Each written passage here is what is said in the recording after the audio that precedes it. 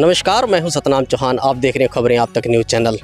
आज हम पहुंचे हैं श्री जीवननगर नामधारी धार्मिक स्थल पर, जहां पर यूपी के राज्य मंत्री ठाकुर रघुराज जी पहुंचे हैं। उनसे बातचीत करेंगे कि उनका यहां किस प्रकार से आगमन हुआ।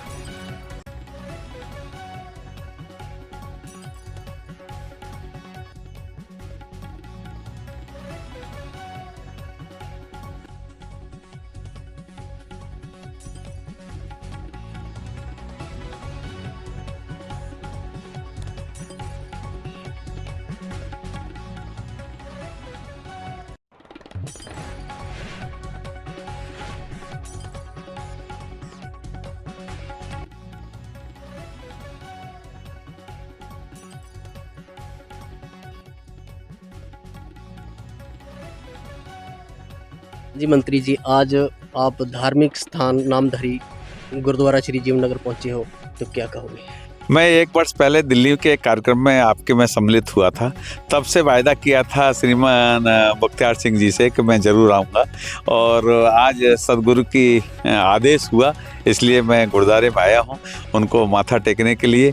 क्योंकि देखिए, ये जो पंथ बना है हिंदुस्तान के अपनी सभ्यता को बचाने के लिए, हमारे गरीब और बहन बेटियों की इज्जत को बचाने के लिए ये पंथ की स्थापना की थी गुरु गोविंद सिंह जी ने।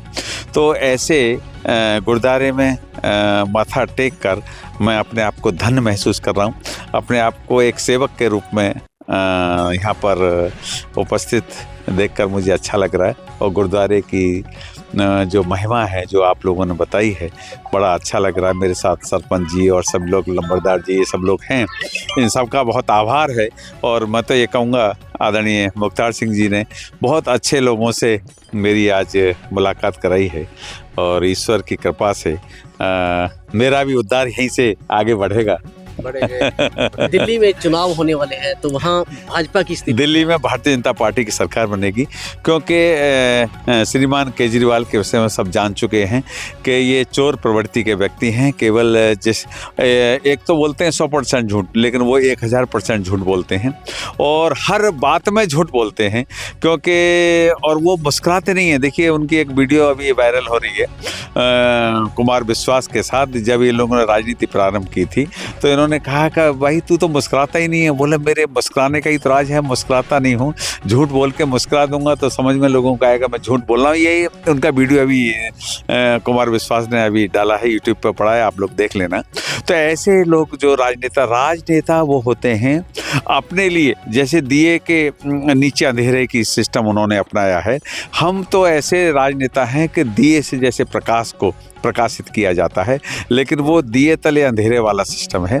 उन्होंने दिया तो जला दिया दिल्ली में, लेकिन उन्होंने दिल्ली में अंधेरा कर दिया, दिल्ली में पानी विहीन कर दिया, दिल्ली में सुविधा विहीन कर दिया, दिल्ली में जो नगर निगम के लोग हैं उनको तनख्वाहें नहीं मिल रही, क्योंकि बजट है 50,000 करोड़ का, 1.5 लाख करोड़ की फ्री की रेवड़ी बांटेंगे। फ्री की रेवड़ी का मतलब जैसे आप टैक्स दे रहे हैं, मैं टैक्स दे रहा हूँ, उस पैसे को उठा के वो झूठे वायदे कर देंगे, हम ये दे रहे हैं वो दे रहे हैं। जैसे पंजाब की स्थिति आज उन्होंने कर दी, आज पंजाब की स्थिति बहुत ख़राब है। तो इसलिए आपके माध्यम से यही कहूँगा कि वो जनता जान चुकी है 10 वर्ष के शासनकाल में कि उन्होंने कितना भ्रष्टाचार, अत्याचार, कोई मुस्लिम मर जाएगा तो 1 करोड़ रुपए देंगे, कोई हिंदू या सिख भाई हमारा ख़त्म होगा तो उसको 1 लाख रुपए भी नहीं देंगे। ये उनकी कूटनीति है और उनकी ये विफलता का कारण है, सब जनता जान चुकी है। देश के प्रधानमंत्री लगातार कुर्सी को कायम बनाए हुए हैं, तो इसमें क्या राज है? देखिए, देश के प्रधानमंत्री ने एक बहुत छोटे चाय बेचने वाले परिवार से देश, क्योंकि उन्होंने 4 आने की चाय और 12 आने की, उस समय जब चाय मिलती थी 4 आने की 1 आने की चाय मिलती थी, उस जमाने उन्होंने चाय बेची और ऐसे घर में उनकी माता ने कई घरों में झाड़ू बर्तन पोछा करके उन्होंने अपने पुत्र को इतना आगे बढ़ाया। तो वो नीचे से ऊपर तक सबकी चाल को समझते हैं और ये भी जानते हैं गरीबाई कैसी है, इसलिए उन्होंने हिंदुस्तान में आज तक देखिए टिल डेट तक राशन फ्री दे रहे हैं। कोरोना काल से शुरू हुआ है। मैं भी अमेरिका के दौरे पे था, 15 दिन अमेरिका के दौरे पे मैंने देखा, विश्व का नंबर 1 का देश बताते हैं, मैं कहता हूँ विश्व का सबसे गरीब देश वही है, क्योंकि वहाँ कोई संस्कृति नहीं है, वहाँ पर कोई एक दूसरे का सम्मान नहीं है, केवल पैसा होना ही सब कुछ नहीं है। आप देखिए यहाँ इन लोगों ने मेरा कितना गर्मजोशी से स्वागत किया है, ये वहाँ पर ये सब नहीं मिलेगा आपको देखने को। वहाँ तो आए, ठीक है, आए चले जाओ, तो ऐसी स्थिति है। वहाँ तो है कहाँ की ईंट कहाँ का रोड़ा, भानुवती ने कुनवा जोड़ा, देयर इज नो कल्चर। हमारी यहाँ सभ्यता है, हमारे यहाँ पर एक दूसरे का मान सम्मान स्वाभिमान, हमारे बच्चों को, हमारे जैसे बच्चे वहाँ पर क्या ओल्ड एज होम में डाल दिया जाता, हमारे बच्चे हमारी सेवा करते हैं। और तो यही हमारी परंपरा है, यही हमारा विश्व को हमने ही तो सिखाया। आज देखिए गुरु ग्रंथ साहब और आप लोगों ने जो गुरुद्वाराओं की स्थापना की है, गुरुओं ने ही तो स्थापना की है। और गुरु कितने महान हुए, क्योंकि उन्होंने सर्वोच्च समाज के लिए अर्पित कर दिए। अपने लिए उन्होंने कोई महल नहीं बनाया, अपने लिए उन्होंने कभी कोई खेती बाड़ी या कोई फैक्ट्री नहीं खोली, उन्होंने समाज के हित में काम किया। वहाँ समाज के हित में काम करने वाले लोग नहीं, वहाँ सेल्फिश हैं, सेल्फ के विषय में काम करते हैं और सेल्फ के लिए ही जीते हैं वो लोग। हमारे और उनका जमीन आसमान, जैसे जमीन और आसमान ऐसे अंतर है। तो हमारी संस्कृति है, हमारी कल्चर है और हम विश्व के अग्रणी देशों में हैं। हमारे देश से ज़्यादा विश्व का, मैं यूरोप के कई देश घूमे, मैंने यूएई के कई देश घूमे, लेकिन हमारे देश से ज़्यादा बढ़िया कहीं कोई कल्चर नहीं। बात सिख समाज की चल रही है, तो 19 जनवरी को हरियाणा गुरुद्वारा प्रबंधक कमेटी के चुनाव होने वाले हैं, तो उसमें भाजपा की क्या भूमिका रहेगी? देखिए, भाजपा तो सदैव गुरुओं के साथ है, गुरु ग्रंथ साहब के साथ है और आप लोग जो तय करेंगे उसमें भाजपा का ये पॉलिटिकल एजेंडा नहीं है, क्योंकि ये पॉलिटिकल, हम कोई चुनाव एमएलए एमपी का नहीं चुनाव कराने जा रहे, ये समाज के गुरुद्वारे का है। ये लोग जो तय करेंगे उसमें हम लोग भी फूल बरसाएंगे इनके ऊपर, क्योंकि हम लोगों का तो यही काम है, इनके साथ सहयोग में सहयोग देना। इनके बीच में डिवाइड एंड रूल वाली पॉलिसी अंग्रेजों की और औरंगजेब की थी और मुगलों की थी, वो हम लोगों की नहीं हो सकती, क्योंकि हम हिंदुस्तानी ये हमारी समाज आगे बढ़े, सिख समाज भी आगे बढ़े, हिंदू समाज भी आगे बढ़े, बुद्धिस्ट समाज भी आगे बढ़े, सब समाज आगे बढ़े, यही हमारी परंपरा है। इसी परंपरा का निर्वहन करेंगे। मंत्री जी, मेरा लास्ट सवाल है, किसान आंदोलन पहले भी चला हुआ था, अब भी चल रहा है, तो किसान खेती संबंधी जो कानून लागू कर रही है भाजपा सरकार, तो उसके संबंध में क्या कहो? देखिए, किसानों के हित में, किसान हमारा देवता है, किसान इस देश की आत्मा है, किसान इस देश का भगवान है, किसान इस देश का अन्नदाता है। इसलिए किसान के प्रति हमारे आदरणीय मोदी जी का, हमारे देश की सरकार का खुल्ला समर्थन है, उनके साथ हैं।